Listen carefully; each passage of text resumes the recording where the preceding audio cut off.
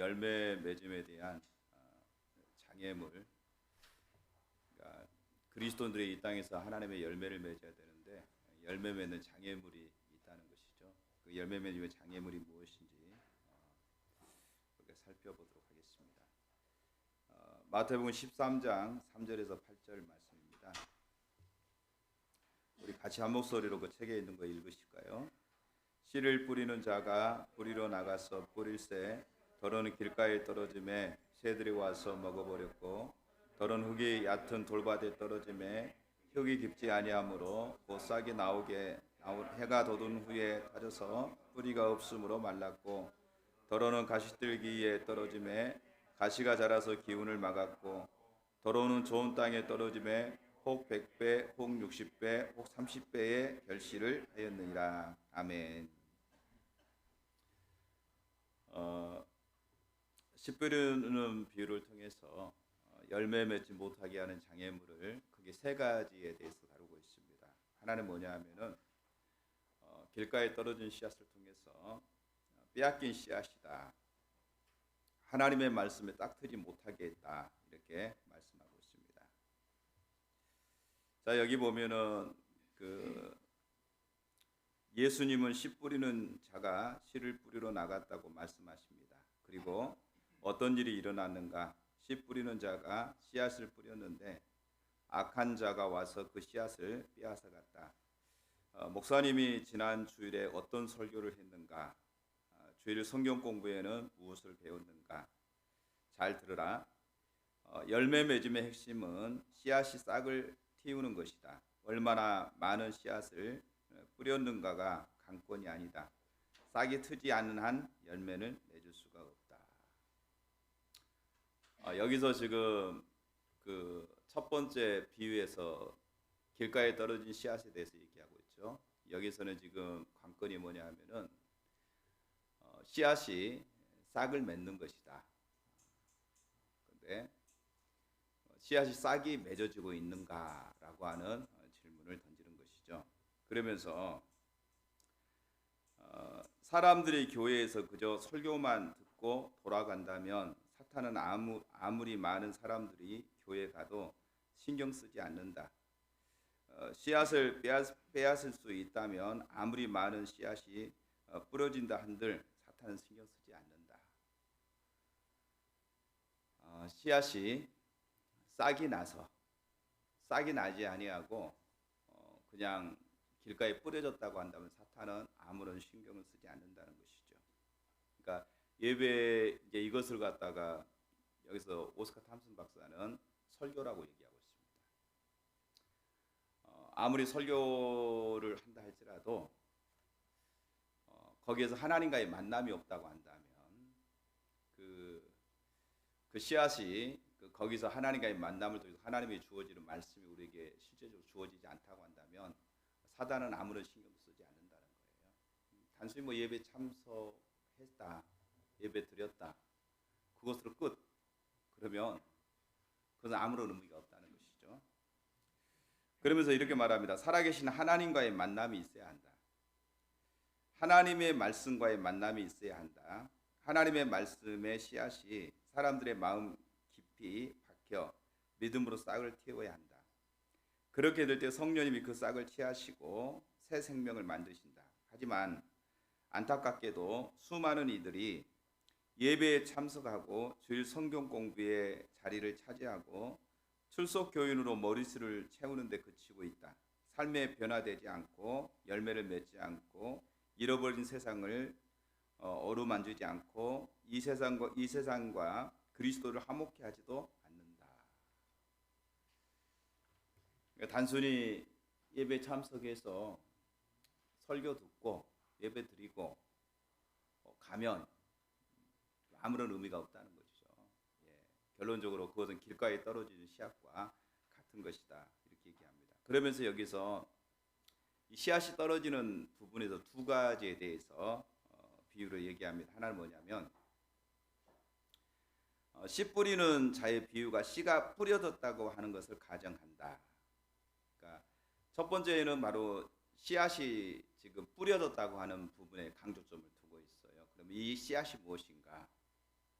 그러면서 이제 이렇게 얘기하고 있는 것이죠. 이 시대를 생각할 때 참 대단한 가정이 아닌가. 많은 경우 씨가 아예 뿌려지지도 않는다.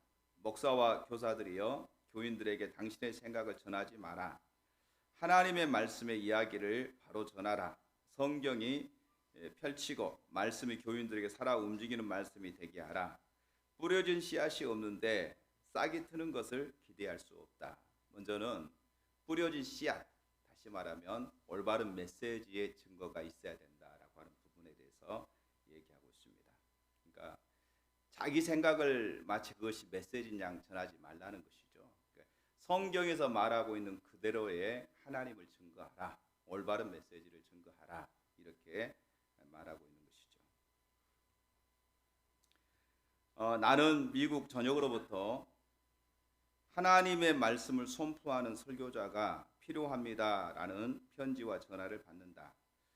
사람들이 말씀을 이해하고 내가 하나님으로부터 말씀을 받았다고 고백할 수 있도록 성령의 능력을 힘입어 성경을 살아 움직이는 말씀으로 전할 설교자가 필요하다는 뜻이다.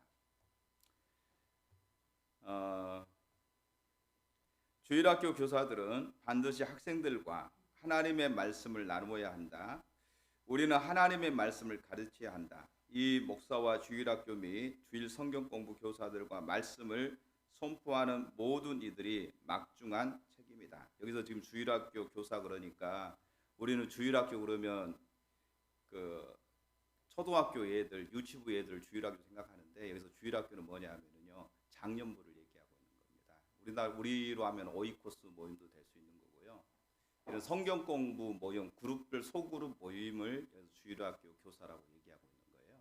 그래서 단순히 우리는 그 애들, 조그마한 애들 주일학교 그것만 생각한 거 아니라 주일날 모이는 모든 학교를 얘기하는 거죠. 작년부터 아동부까지 모든 걸 다 포함해서 주일학교라고 얘기하고 있습니다. 자, 그런데 그 모임에서 가르치는 자가 지금 뭘 증거해야 되느냐? 하나님의 말씀을 증거해야 된다. 씨를 뿌리는 일들이 반드시 되어져야 된다라고 얘기하고 있는 거죠. 자, 두 번째는 뭐냐 하면은 그래서 이제 씨를 뿌리는 것이 너무너무 중요하다는 것입니다.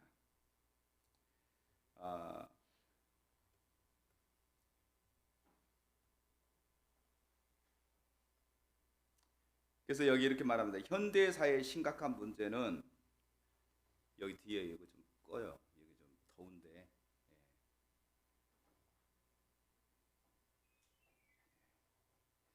현대 사회의 심각한 문제는 우리가 하나님의 말씀에 집중하지 못한다는 것이다. 예배 후에 목사가 용기를 내어 문 앞에 서서 오늘 제가 무슨 설교를 했지요? 라고 물었을 때에 대답할 수 있는 사람이 몇 명이나 될까?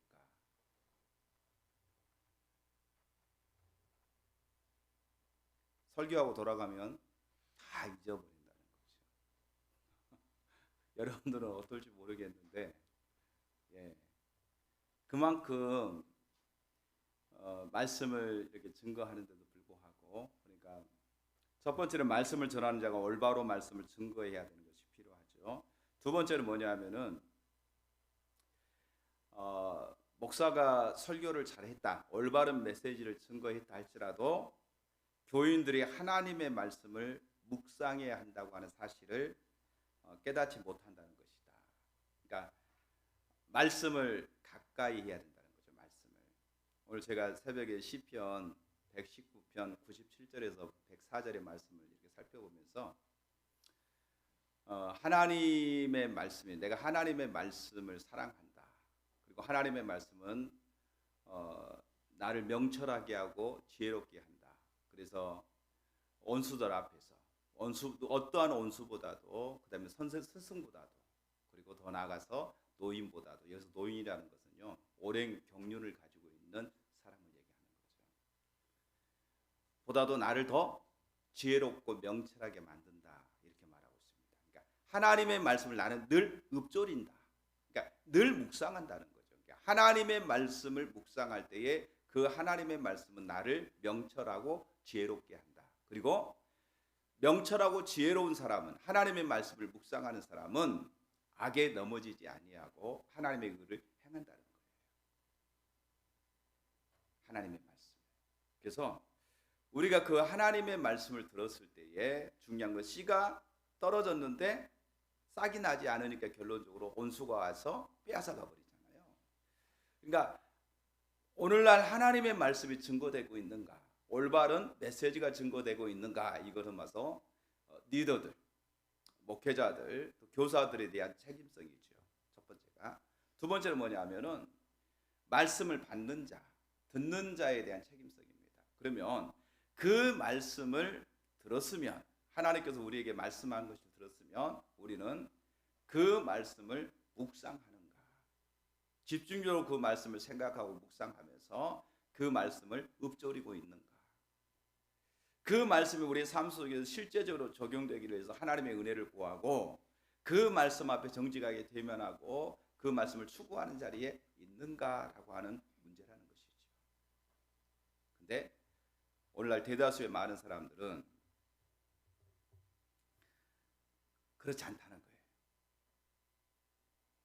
집에 갈 때 목사님이 오늘 어떤 설교 했어요 그러면 말도 못하고 한다는 거죠. 다 잊어버리고. 그 정도로 하나님의 말씀을 이렇게 내 마음판에 받아들이고 그 말씀 가운데 정직하게 쓰는 이런 일들이 잘 되어지지 않는 것을 얘기하고 있습니다.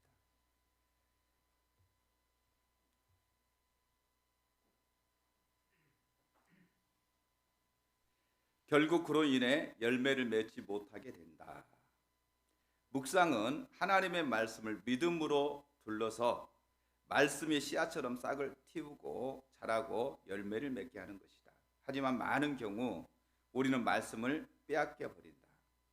사람들이 주일 성경 공부와 예배 시간에 들은 말씀을 늘 지니고 있는가? 하나님이 개인적으로 만나실 수 있도록 말씀을 굳건히 뿌리 내리는가? 우리가 성경 구절을 기억하려 할 때마다 초자연적 세력은 그 말씀을 빼앗기 위해 안간힘을 쓴다. 여기서 초자연적인 세력은 누구를 얘기하죠? 사단마귀가 우리의 말씀을 빼앗기 위해서 안간힘을 쓴다. 주일 예배가 끝나면 사탄은 우리 마음에 뿌려진 말씀을 빼앗기 위해 세상의 온갖 방법들을 동원할 것이다. 그것이 축구 경기가 될 수도 있고 영화나 친지들과의 식사가 될 수도 있다. 때문에 들은 말씀을 묵상하고 가르치고 격려하지 않으면 싹이 트기도 전에 빼앗기게 될 가능성이 높다.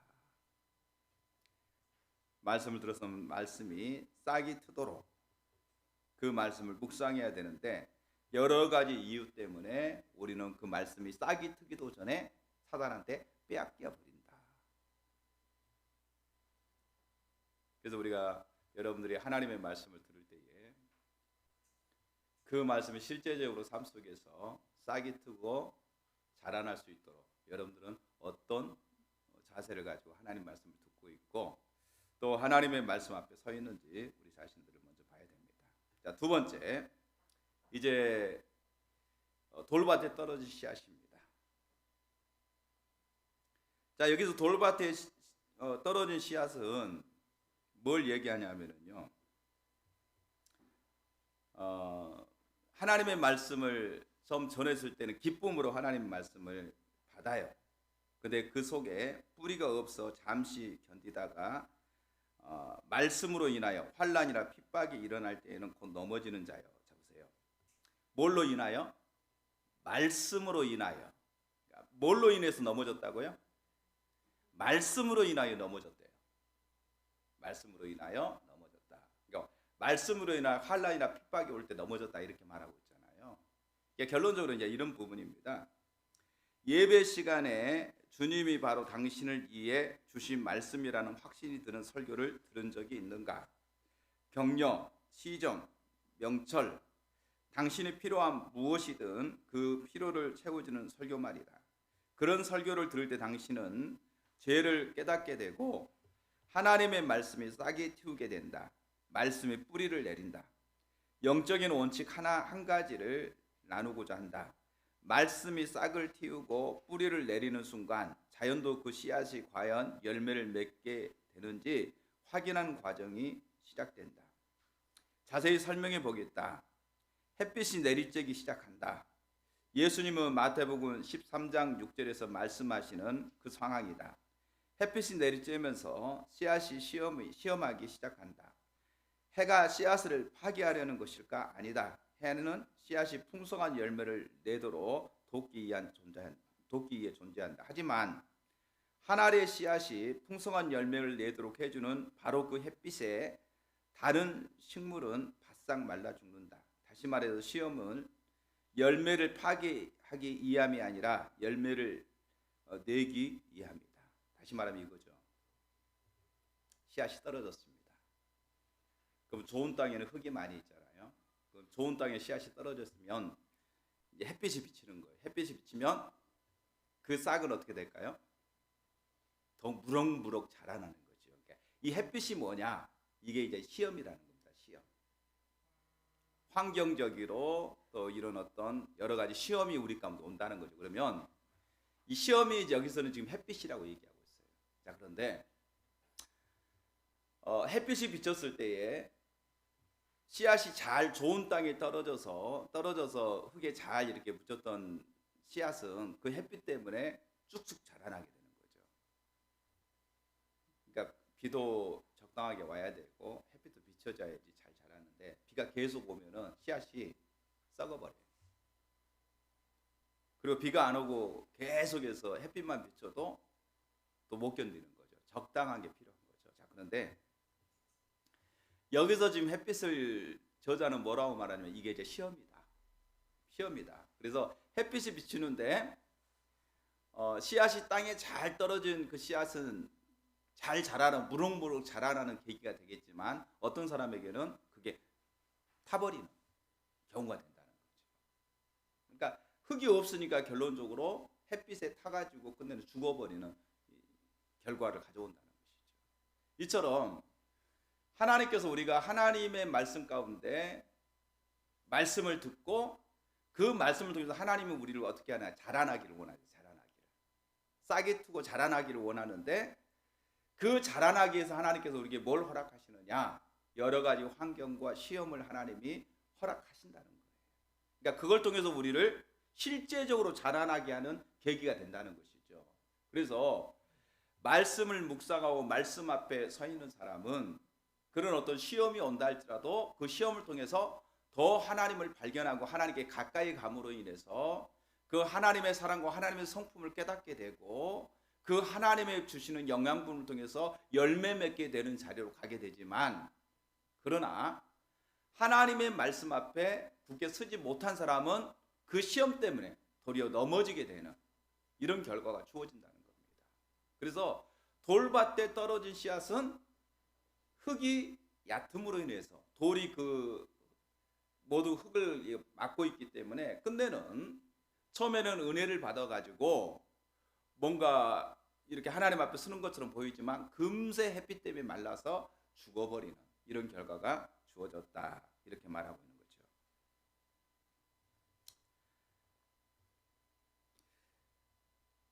그러면서 이렇게 말합니다. 지금까지 바짝 말라버린 적이 얼마나 많았는가? 하나님이 당신을 어려운 환경으로 보내신 적이 얼마나 많았는가? 하나님의 말씀에 대한 지혜를 새로이 얻고 하나님의 말씀을 기쁨으로 받았더니 시험이 닥치고 결국 기회를 놓쳐버린 적은 얼마나 많았는가? 관계의 원을 놓고 기도를 시작하기가 무섭게 지옥에 날뛰는 것처럼 보여도 두려워하지 말라. 복음을 전한 그 사람이 당신을 잘근장을 씹더라도 하나님은 당신이 다른 쪽 뺨까지 돌려대며 하나님은 사랑과 온유함을 보이기 원하신다. 이 구절을 이해하고 적용하는 사람은 거의 없다. 그러나 하나님은 당신의 삶 속에서 그러한 성품을 나타내시기를 원하신다. 시험을 통해서 하나님께서 우리에게 하나님께 더 가까이 나오도록 하시고 그러면서 우리는 그 하나님의 성품, 열매라고 하는 것이 단순히 어떤 성취, 목적을 성취하는 것 이것을 얘기하는 것이 아니라 하나님의 성품을 주님과의 실제적인 교제 안에서 하나님의 성품으로 우리가 더 자라나게 되고 하나님의 성품이 우리를 통해서 표출되는 거죠. 나타나는 것을 얘기하는 것이죠. 그래서 더 하나님을 알게 되는 그런 계기가 되는 것을 말하고 있습니다. 자, 세 번째, 이제는 가시밭에 떨어진 씨앗을 얘기하고 있습니다. 기운이 막힌 씨앗, 근심으로 에너지를 소진한다 이렇게 말합니다. 가시떨기에 뿌려졌다는 것은 말씀을 들으나 세상의 염려와 재리의 유혹에 말씀에 막혀 결실치 못하는 자요. 자, 이 씨앗이 싹이 튀었을까? 그렇다. 줄기가 잘 자랐을까? 그렇다. 하지만 갑자기 가시떨기에 가로막히고 말았다.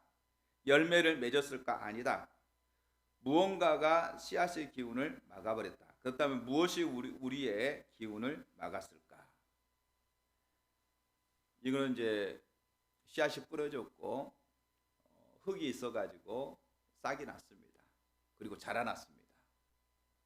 그런데 열매는 맺지는 못했습니다. 그러면 우리가 두 번째는 돌밭에 떨어져 끝내는 타버렸다. 시험을 견디지 못하고 끝내는 그 시험으로 넘어져서 끝내는 열매를 맺지 못한 씨앗에 대해서 얘기했잖아요.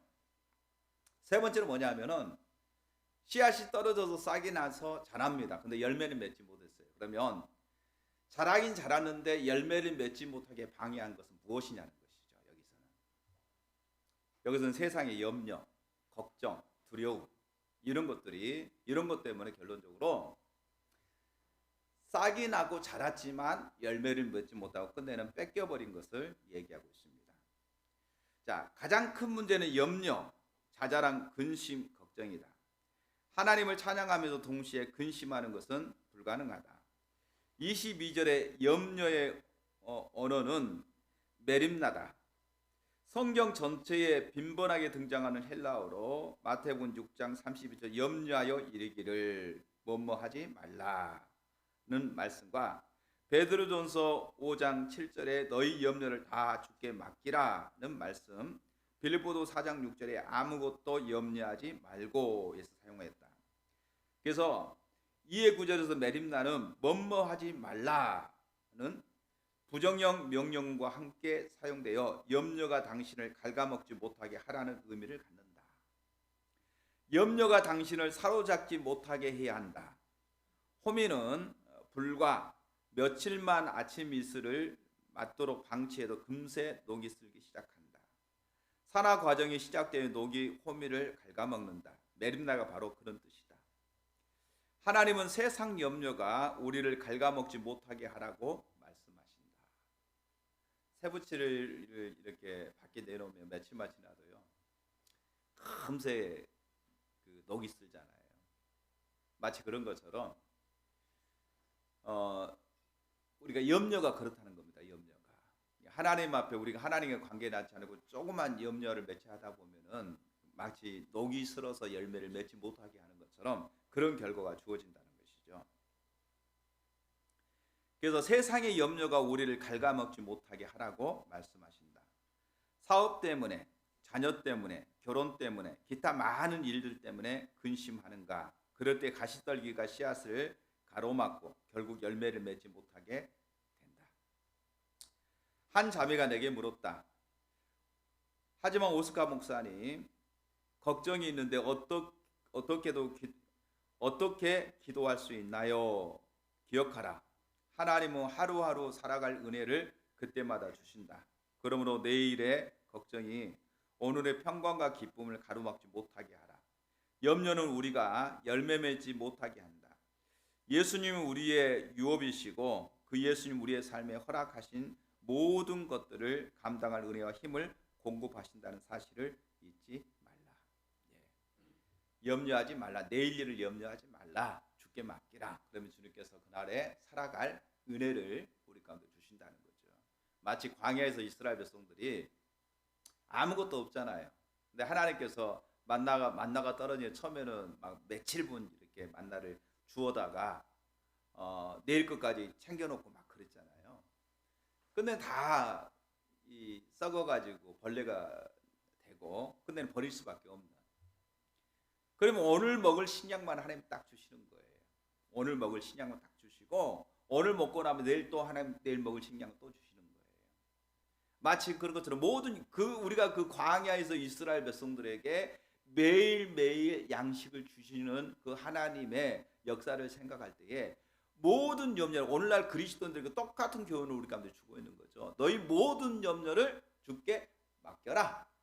다 내려놓고 주께 맡겨라. 그러면 그날 주시는 하나님의 은혜, 그 은혜로 우리가 살아갈 수 있다는 겁니다. 그러니까 너희 염려를 다 주께 맡기고 오늘 너희에게 양식을 주시고 너희를 살게 하시는 그 하나님을 바라보고 그 하나님만 의지하라는 거예요. 그러면 하나님께서 매일매일 우리에게 공급하시는 하나님의 은혜를 우리 가운데 채워주시겠다고 말씀하고 있는 것이죠. 근데 이런 것들을 우리가 이론적으로는 쉽죠. 근데 하나님과의 실제적인 교제의 자리에 있지 아니하면 쉽지 않습니다. 시편 119편의 말씀이 고난 가운데 시인은 지속적으로 하나님의 말씀을 붙잡아요. 지속적으로. 그가 얼마나 하나님 말씀을 철저하게 붙잡고 묵상하고 그 말씀 안에서 하나님의 진리를 발견하려고 하고, 그리고 그 말씀을 통해서 하나님의 진리가 발견되고, 그러니까 얼마나 기쁘든지 그러면 이렇게 고백하죠. 이 말씀이 내게 매우 답니다. 성이꿀보다도 이 말씀이 더 답니다. 이렇게 그런 고백을 합니다. 성이꿀보다도 달대요. 하나님의 말씀. 그러니까 하나님의 말씀이 성이꿀보다도 달다 이렇게 말할 때에 그 말씀이 나를 살게 한다. 그 말씀이 나를 지탱하게 한다. 그 말씀이 내게 지혜가 되고 명철이 된다. 내가 그 말씀 때문에 내가 오늘 또 소망이 있고 산다는 거예요. 시인이 이렇게 고백했을 때 그가 얼마나 하나님의 말씀을 가까이 하고 있고 모든 것을 내려놓고 말씀 안에서 주님을 발견하고 말씀하신 하나님과 교제하면서 그분의 인도하심을 따라서 살기 위해서 몸부림치고 있는가를 발견하게 되는 것이죠. 이처럼 하나님 모든 염려를 다 맡기고 주님의 말씀을 붙잡고 주님의 말씀 앞에 정직하게 대면하고 주의 말씀 붙잡은 자리로 가기 위해서는요, 실제적으로 하나님을 찾는 자리에 있지 않으면 불가능합니다. 염려를 주께 맡겨라 몰라요? 다 알잖아요. 여러분의 모든 염려를 다 주께 맡기십시오. 오늘의 필요한 하나님의 은혜를 우리에게 공급해 주실 것입니다. 그럼 여러분 다 아멘 하죠. 근데 염려가 나도 모르는 순간 염려가 딱 들어와서 자리에 앉고 있잖아요. 아이고, 이런 걱정 저런 걱정 이런 염려 있는데 어떡하지? 기도할 때 하나님 이런 염려 내려놓습니다. 하나님 이것도 내려놓습니다. 주님만 의지합니다. 집에 갈 때 염려가 이미 딱 들어와서 가작으로 딱 들어와 있는 거예요. 그러니까 열심히 예배 드리고 가자마자 그냥 염려에 사로잡혀 또 가는 거예요.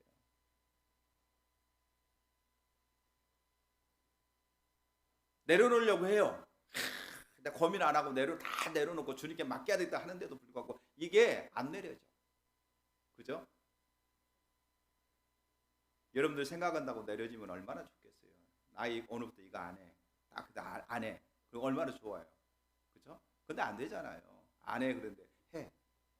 염려하지 말자. 염려가 자꾸 들어와 있어.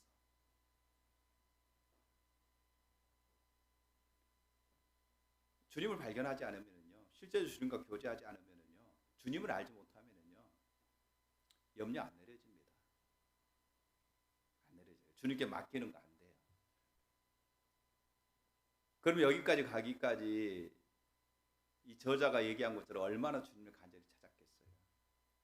얼마나 많은 영적 방해와 시험 이런 일들이 있었겠어요. 그 과정 가운데 철저하게 그 모든 걸 내려놓고 주님만을 붙잡으려고 몸부림치면서 수없이 넘어졌을 겁니다. 수없이 넘어지면서 주님의 은혜를 발견하고 주님을 붙잡았을 때에 염려를 주님께 맡기라는 말의 의미가 뭔가를 발견했을 것이고, 그리고 그 주님께 맡겼을 때 하나님의 은혜로 우리를 채우심에 대해서 경험했기 때문에 이게 맡기는 것이구나. 그리고 이런 상황에 하나님을 구했을 때 하나님께서 우리를 은혜로 공급하시는 역사구나라고 하는 부분을 발견한 것이요. 이거는 누가 이렇게 돼? 그게 아니죠. 실제로 그가 몸부림치면서 하나님을 찾을 때에 그것을 경험하게 됩니다. 그러면서 이제 여기 오스카 탐슨 박사가 자기가 경험한 얘기를 합니다. 젊은 시절 내가 목사로 부임한 교회에서 한 집사님이 내게 겁을 주려 했다. 목사님, 저 교육 담당자를 해고하지 않으시면, 하지만 교육 담당자 해고는 내 일이 아니다. 고용도 내 일이 아니다. 교육 담당자는 주님으로부터 온다. 그 사람을 해고하지 않으시면 여러 가정이 교회를 떠날 겁니다. 이제 겁을 주는 거예요. 나는 씩 웃고 그 집사님에게 물었다. 집사님, 제게 무슨 말씀을 하고 싶으신 겁니까? 그 가정들이 나가면 11조도 그만큼 줄어들 것이고 그런 목사님 월급도 줄어들지 않겠습니까? 아주 유서가 깊은 압박 수단 아닌가? 그때 내가 교회에 부임한 지 겨우 3주째였다. 나는 그 집사님을 꼭 끌어안고 말했다. 집사님께 비밀 한 가지를 말씀드릴게요. 그게 뭔데요? 사실 제가 개인적으로 가진 돈이 꽤 됩니다. 그러셨군요. 네, 저희 아버지가 수천 개의 산에 솥대를 가지고 계세요. 제 월급은 그분이 정해주십니다. 그 일이 있은 후 그 집사님은 내 가장 친한 친구가 되었다. 물론 그 일로 인해 단 한 사람도 교회를 떠나지 않았고 교회가 마음이 강팍해져 미처 생각지 못했던 소중한 사역을 이끌어 가려고 고분분투하던 교육 담당자를 해고하지 않을 수 있었다.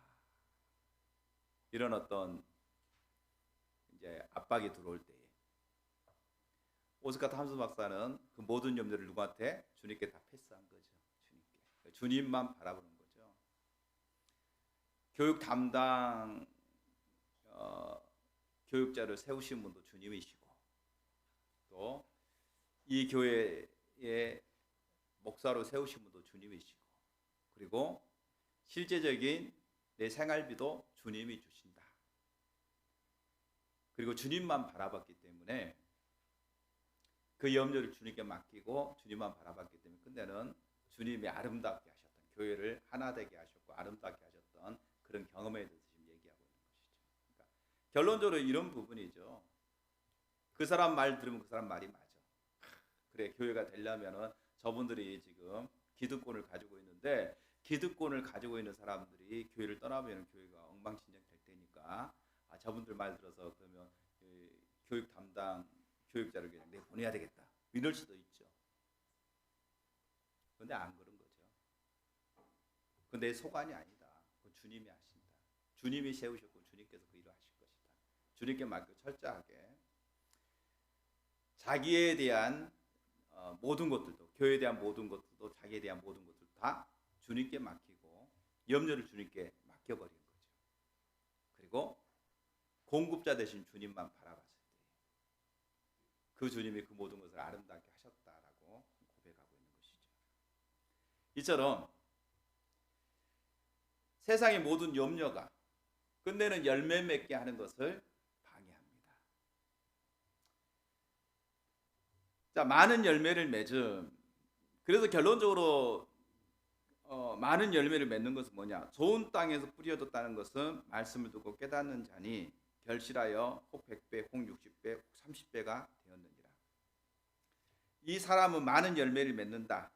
성령 충만의 결과는 무엇인가? 앞서 살펴봤듯이 그리스도의 성품은 갈라디아서 5장 22절 23절에서 기록된 성령의 열매다. 사랑, 희락, 오래 참은, 자비, 양성, 충성, 온유와 절제다. 자, 성령의 열매, 그러니까 그리스도의 성품. 갈라디아서 5장 22절에 23절에 말하고 있는 성령의 9가지 열매는요, 그리스도의 성품입니다. 사랑과 희락과 화평과 온유와 자비와 양성과 충성과 절제. 이 모든 것은 주님의 성품이에요. 혹 지금 열매를 맺고 있다면 열매가 이로 안으로 밖으로 나타남을 잊지 말라. 또한 하나님이 허락 없이는 그 어떤 일도 당신의 삶에 일어날 수 없음을 기억하라. 하나님의 허락하심으로 당신의 삶에 그 일이 일어났다면 분명히 그 일을 감당할 그분의 은혜도 함께 할 것이다. 그러니까 시험 당할 때에 피할 길을 내시는 하나님, 이렇게 말하고 있잖아요. 시험 당할 때에 피할 길을 내시는 하나님. 하나님이 우리에게 시험을 줄 땐 피할 길을 주시는 하나님, 은혜를 베푸시는 하나님이고 또 감당할 수 없는 시험 주심을 하나님이 허락하지 아니하시고 또 피할 길을 내시는 하나님이라는 사실 우리가 기억해야 됩니다. 하나님은 하루하루 살아갈 은혜를 그때마다 주신다. 당신이 이 땅에 한 자리를 차지하고 산소를 들어 마시는 이유는 무엇인가? 당신이 사는 목적이 무엇인가? 바로 영적 열매를 맺기 위함이다. 열매를 맺지 못한다면 언젠가 그분 앞에 빈손으로 서야 합니다. 7장에 보면 7장의 소두에 그렇게 얘기합니다. 하나님은 불로 우리를 반드시 시험하십니다. 금과 은 또는 어떤 나무나 지푸라기 이런 곳으로 만약에 지어졌다고 한다면 그건 다 없어질 것이고 금과 은이나 보석으로 있는 것만 남을 거라는 것이죠. 결론적으로 우리가 하나님 앞에 모든 것을 맡기고 여기서 열매라고 하는 것은 교회를 성장시키는 것, 어떤 많은 사역을 이룬 것 이걸 말하고 있는 게 아니고 여기서 열매는요 포도나무 비유에서 얘기한 것처럼 포도나무 대신 주님이 우리를 통해서 자기 자신을 드러내는 것 이게 열매예요. 포도나무 대신 주님이 우리를 통해서 그분의 열매를 맺는 거예요. 이게 이제 그분의 열매가 뭐냐면은 바로 그분의 성품이 우리를 통해서 나타나는 것을 얘기하죠. 그래서 갈라디아서 5장 22절에 23절에서 말하고 있는 성령의 9가지 열매들이 나타나는 것을 얘기하는 거죠. 그게 열매라는 겁니다. 그리고 그 열매가 나타날 때에 주님의 열매가 나타날 때 뭐가 같이 동반되냐면 하나님의 능력이 같이 동반됩니다. 하나님의 능력이. 그리고 하나님께서 하나님의 교회를 세우시고 또 영혼을 살리고 회복시키는 이런 일들이 같이 주어진다는 겁니다. 그래서 그 열매 맺는 것에 있어서 매우 중요한 부분이 세 가지를 그 장애물 세 가지로 오늘 이렇게 살폈습니다. 말씀 전하는 자의 굉장히 중요성. 그래서 정말 자기 생각을 전하는 것이 아니라 주님의 말씀을 올바로 증거해야 될 그런 역할이 리더에게 있다고 하는 사실을 보고요. 또 말씀을 듣는 자로서 우리가 어떤 자세를 가지고 하나님 말씀을 들어야 되는가라고 하는 부분이죠. 또 우리가 하나님의 말씀을 들었으면 반드시 그 다음에 뭐냐면은 하나님이 그 말씀을 잘하게 하는 그 일들이 일어난다는 거죠. 예를 들어서 내가 하나님께서 사랑하라 라는 설교를 들었어요. 여러분 주님이 우리를 사랑하신 것처럼 여러분들도 서로 사랑하십시오. 그랬더니 은혜를 받았습니다. 아, 우리가 서로 사랑해야 되겠구나. 그리고 이제 신나게 돌아갔는데 집에 갑자기 뭐 이웃에게 막 험한 소리를 듣고 막 화를 내고 억울한 일을 당하는 이런 일들이 생겼을 때에 우리는 은혜 받은 하나님이 그걸 통해서 사랑이라고 하는 것을 가르치기 위해서 하나님이 그런 일들을 계획하셨는데 우리가 그 말씀 붙잡지 못하면 금세 환경 때문에 햇빛이 비치니까 어떻게 해요? 아, 우리를 잘하게 하는데 더워 죽겠네. 나를 얘 이런 환경, 이런 상황을 내게 만들어서 나를 이렇게 힘들게 하는 거야. 이러면서 불평하고 원망하는 자리로 설 수도 있는 것이죠. 그러니까 어떤 사람은 햇빛이 정말 이 햇빛 때문에 우리가 너무 행복하고 이것 때문에 우리가 하나님이 주신 햇빛 너무나 감사하고 아름답다 이렇게 생각하는 어떤 사람은 안 그래도 도와주겠는데 그러면 짜증내고 화내고 불평한단 말이죠. 똑같은 햇빛인데 어떤 사람은 감사하고 어떤 사람은 짜증내고 화내는 거예요. 이런 일들이 주어지는 거죠. 그러니까 시험이 왔을 때에 기쁨으로 그걸 감당해야 되는데 시험이 오면 막 원망하고 불평하고 이런 일들이 일어난다는 거죠. 이게 돌밭에 떨어진 겁니다. 그리고 가시밭은 염려라 세상의 염려. 세상의 염려 때문에 끝내는 열매를 맺지 못함에 대해서 얘기하고 있습니다. 좋은 밭은요 100배, 60배, 30배 열매를 맺는다고 얘기하고 있습니다. 사랑하는 성도 여러분, 오늘 세 가지 열매 맺는 것을 방해하는 세 가지 요소들을 여러분 생각해 보면서 우리는 하나님의 말씀을 어떤 자세로 받고 또 우리가 그런 어떤 일들이 있을 때 우리 하나님 어떤 자세를 쓰고 있는지 우리 자신을 돌아보면서 저와 여러분의 삶 속에서 그런 주님의 열매가 주렁주렁 맺어질 수 있도록 그렇게 주님을 추구하는 자리로 나가야 될 줄로 믿습니다. 아멘. 우리 찬양 하나 하고 기도하겠습니다.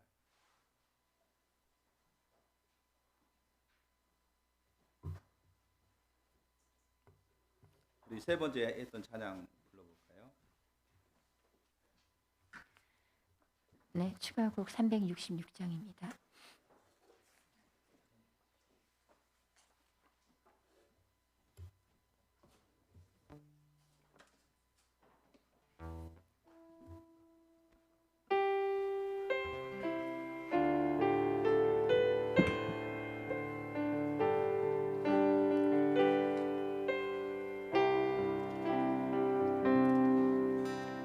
말씀 앞에서 경외함으로